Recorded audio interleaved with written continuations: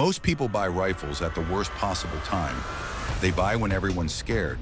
They buy when shelves are empty. They buy when prices are stupid. But the smart buys happen after the wave. And that's exactly where we are right now. Walk into a shop today and it's a different world. Racks are full, trade-ins are stacked deep, and prices on rifles that can actually do work have dropped hard. If you missed the panic buying window, good, because this is the window disciplined buyers wait for. Today I'm counting down real rifles at real prices. Stuff I'd actually recommend from a range guy standpoint. No fantasy builds, no hype, just capability per dollar. Let's get into it.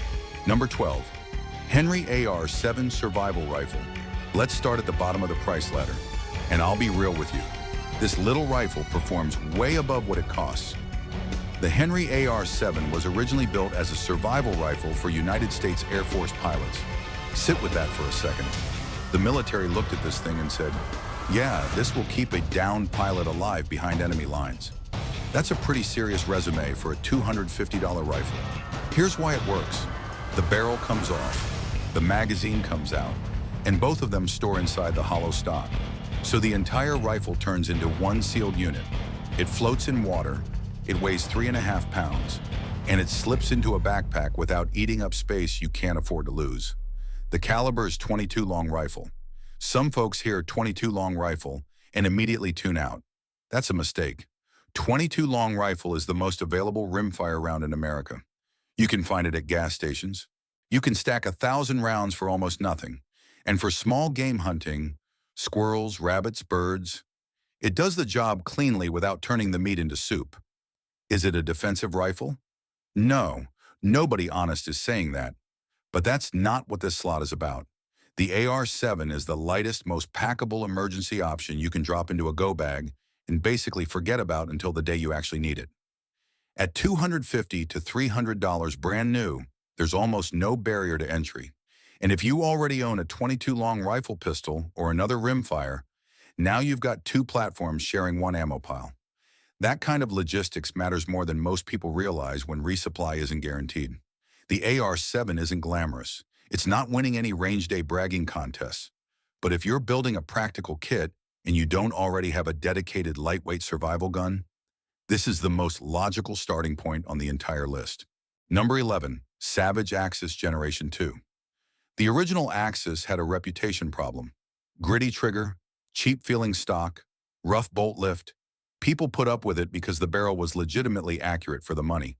But everything around that barrel felt like it was thrown together last minute. Generation 2 fixed almost all of that. The biggest upgrade is the ACCU trigger. And that's not marketing fluff. I've felt triggers on custom bolt guns that couldn't beat the clean break on a properly adjusted Axis Generation 2. At this price point, that trigger is almost unfair to the competition. The bolt is smoother. The detachable box magazine makes reloads in the field practical instead of clumsy and annoying. And the barrel is still doing what Savage barrels do, printing groups that make you look like a better shooter than you are. Right now, new Generation 2 rifles are sitting on dealer shelves for $250 to $280. Used ones in good shape are showing up at $180 to $200 in pawn shops, sometimes with a scope already mounted, so you're basically getting a functional hunting setup for the price of a decent dinner in some cities. For caliber selection, keep it simple. Stick with .308 Winchester or .223 Remington. Those two give you the best long-term ammo availability. When supply chains get weird, common calibers keep you shooting. For a prepper who needs a dedicated hunting rifle that can put real meat on the table without bleeding the budget dry, this is where the conversation starts, not where it ends. Number 10, Ruger 1022. Takedown. If the AR-7 is the emergency backup, the Ruger 1022 Takedown is the workhorse. The 1022 has been in continuous production since 1964. That kind of track record doesn't happen by accident. It happens because the rifle runs. It eats cheap bulk ammo. It runs high-velocity loads. It runs dirty. It runs wet. It just runs. The Takedown model separates the barrel from the receiver with a quarter turn and a pull. Both halves ride in the included backpack-style bag. The full setup weighs 4.7 pounds with a loaded 10-round rotary magazine. Throw on a 25-round extended magazine, and your capacity jumps without adding meaningful weight. What makes the 1022 platform special for long-term preparedness is the aftermarket. Stocks, triggers, barrels, optics, mounts. The aftermarket for this rifle competes with the AR-15 in depth. Whatever you want to do, somebody makes the part, and replacement components are everywhere. Used rifles are landing between 250 and 310 right now. New ones pop up on sale at major retailers regularly in that same range. The math on 22 long rifle is easy. A brick of 500 rounds costs less than a box of 20 centerfire rounds. So you can train more. You can stockpile more. And for taking small game quietly and efficiently, nothing in this caliber class touches the 1022's mix of reliability and accuracy. If you already use an AR-7 for the go bag roll, the 1022 Takedown becomes your base camp rifle. 2 platforms, 1 ammo supply, 0 confusion. Number 9, Mossberg Patriot. Mossberg built its name on pump shotguns. Everybody knows that. And that reputation gap has held the Patriot back for years, even though the rifle itself doesn't have real problems. Fluted bolt, decent trigger right out of the box, threaded barrel on most models. It will absolutely drop deer. It cycles smoothly. That spiral fluted bolt sheds dirt and debris better than a standard round bolt. Those aren't tiny details at this price. Used prices have bottomed out around $320 to $340 in common calibers. Dealers are basically giving them away on trade-ins because they'd rather stock Ruger Americans and Savage rifles that move faster off the floor. And that dealer preference is your opening. Here's the honest take. The Patriot in 350 Remington Magnum or 300 Winchester Magnum gets you a long-range capable bolt gun at a price that still leaves serious money for glass and ammunition. A lot of shooters avoid Magnum calibers because the ammo costs more. That makes sense for a casual range day, but it breaks down in the field. A bolt gun that can reach past 300 yards changes what one rifle can do. Dense timber, open fields, mountain country. The Patriot handles all of it without complaining. Number 8, Ruger AR-556. For a lot of people, this was the first AR platform rifle they ever handled. And there's a reason. The Ruger AR-556 isn't flashy. No free-float handguard. That fixed front sight base looks old school next to newer budget builds. And yeah, Palmetto State Armory will sell you something with more modern features for similar money. But here's what the comparison shoppers keep missing. That hammer-forged barrel will outlast a lot of what they're buying instead. Ruger's quality control is consistent. Their customer service actually answers the phone. And the platform runs the most available ammo and the most available magazines on the planet.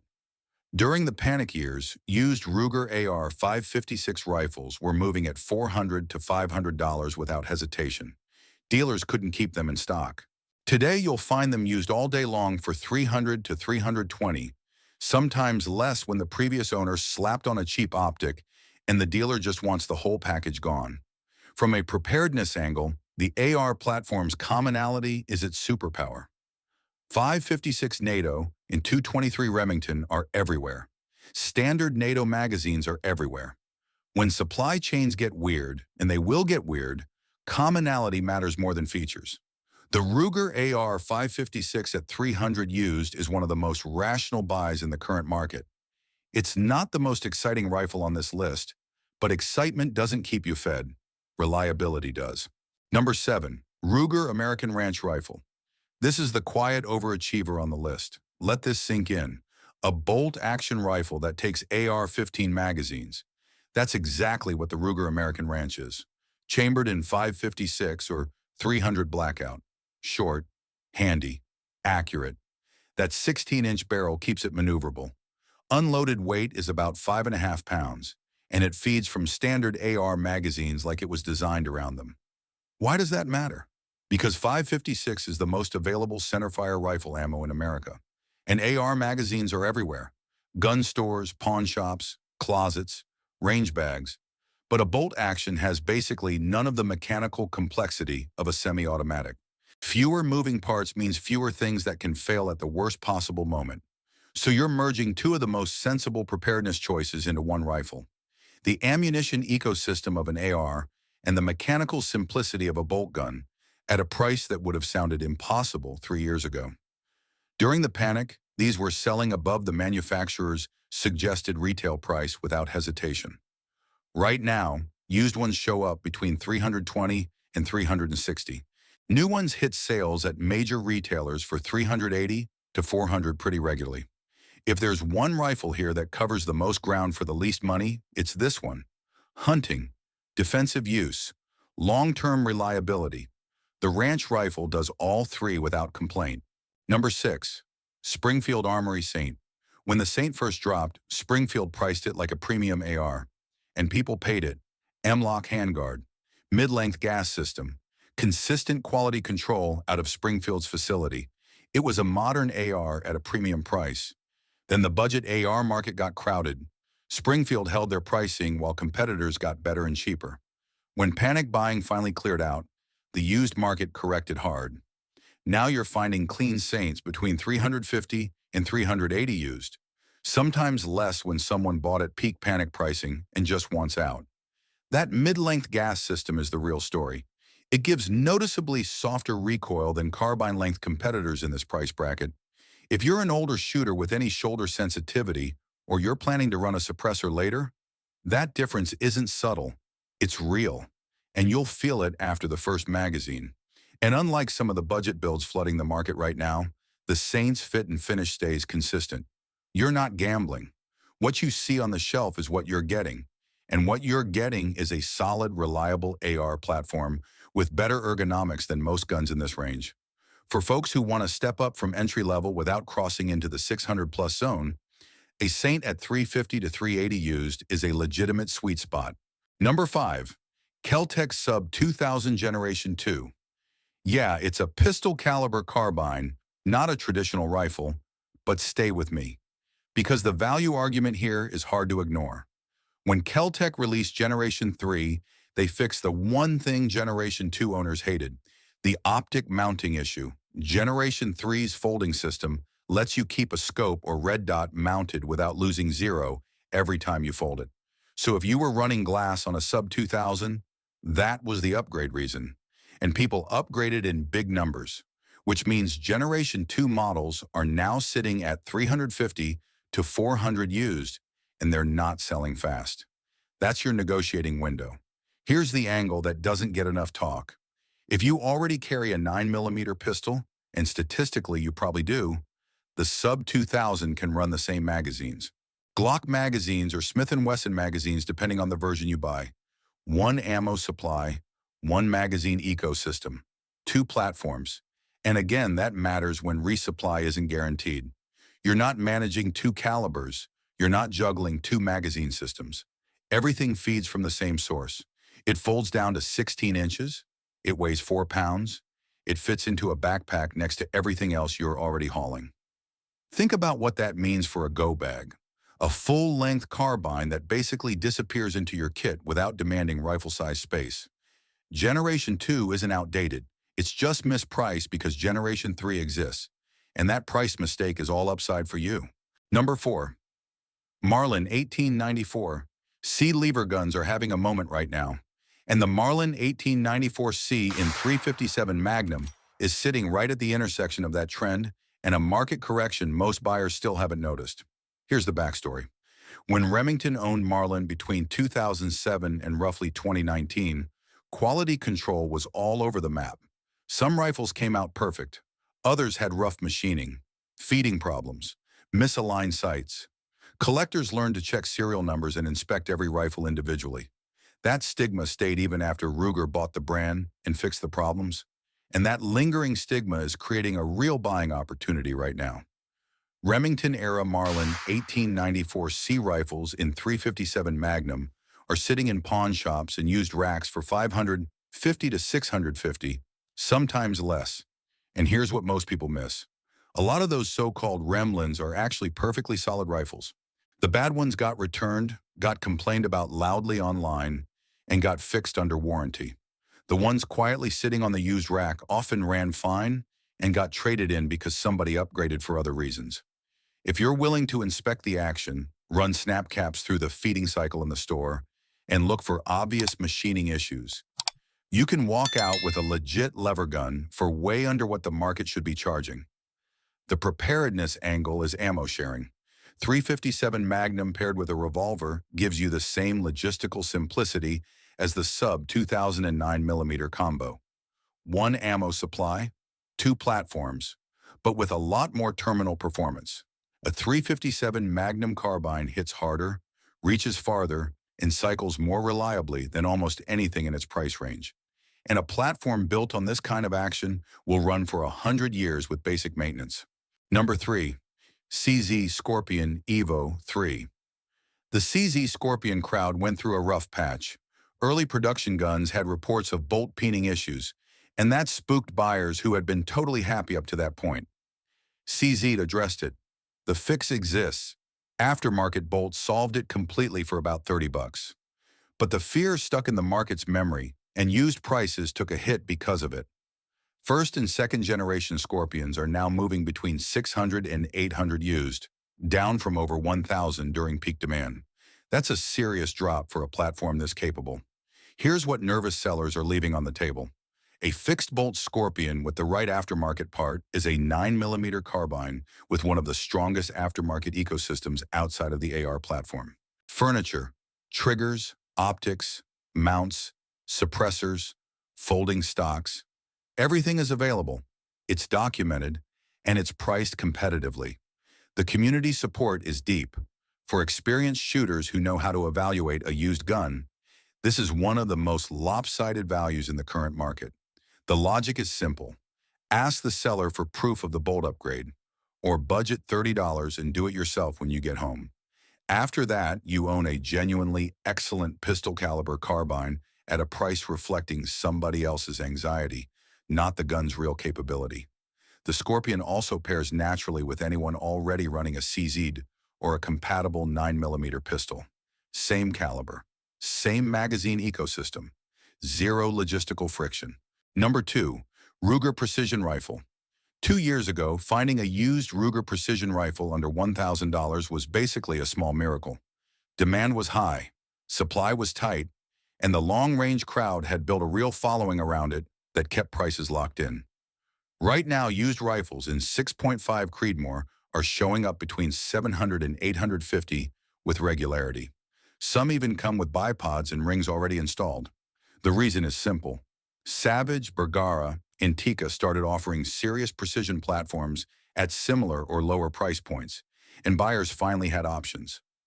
Ruger responded by running more frequent sales on new production. All of that pushed used prices down, but the core of the Ruger Precision Rifle has not changed. Folding chassis, adjustable length of pull, adjustable comb height, cold hammer forged barrel, and a trigger that was ahead of its class when it launched. Those aren't features that become worthless just because competition shows up. They stay valuable. 6.5 Creedmoor out of a 24-inch barrel reaches distances that make most real-world field problems irrelevant. It's a round that bucks wind, holds energy at distance, and fits in a standard long-action platform without the punishing recoil of a Magnum cartridge. For a shooter who wants one rifle that can do precision work on a bench and still make sense in the field, there's no better dollar per capability value right now than a clean, used Ruger Precision Rifle at this price. Number 1.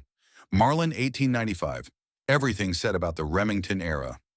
Marlin 1894 applies here too, but the 4570 version is where the value argument gets borderline ridiculous. At peak demand in 2022, used Remington-era Marlin 1895 rifles were selling for $1,300, sometimes $1,400. People paid it because lever gun supply was tight and 4570 was having a serious cultural moment. Then Ruger's new production Marlins hit the shelves with dramatically better build quality, and the bottom fell out of the Remington-era used market. Why pay close to new money for a question mark when a guaranteed rifle is sitting right next to it? Used Remington-era 1895 rifles are now landing between $900 and $1,100, and the same logic from the 1894 applies. A big chunk of these rifles are totally fine. The bad ones made a lot of noise online. The quiet ones ran without problems and got traded in by folks who wanted a Ruger-era gun for bragging rights. The 4570 government cartridge is in a class by itself for certain applications. Dense brush, close quarters, bear country. Large, dangerous animals at distances where your margin for error is exactly zero. There's no commonly available rifle cartridge that hits harder under 100 yards than a heavy 4570 load. Not in a standard lever-action platform, not at this price. A 405-grain bullet at 1,900 feet per second out of a 22-inch barrel is not a debate. It's a conclusion. Right now, you can own that capability for $900 if you're willing to do the homework on the exact rifle in front of you. Inspect the action, check the feeding, look over the receiver machining. If it passes inspection, buy it without hesitation, because this window is not going to stay open forever. Now here's what I want from you. Have you picked up anything recently at a price that felt too good to be true? Or is there a rifle that should have made this list that I missed? Drop it in the comments. I read every single one. And if you made it this far and you're not following the Armory yet, what are we doing here? Hit like, subscribe, turn on notifications. We go deep on real gear, real value, and real preparedness every single week.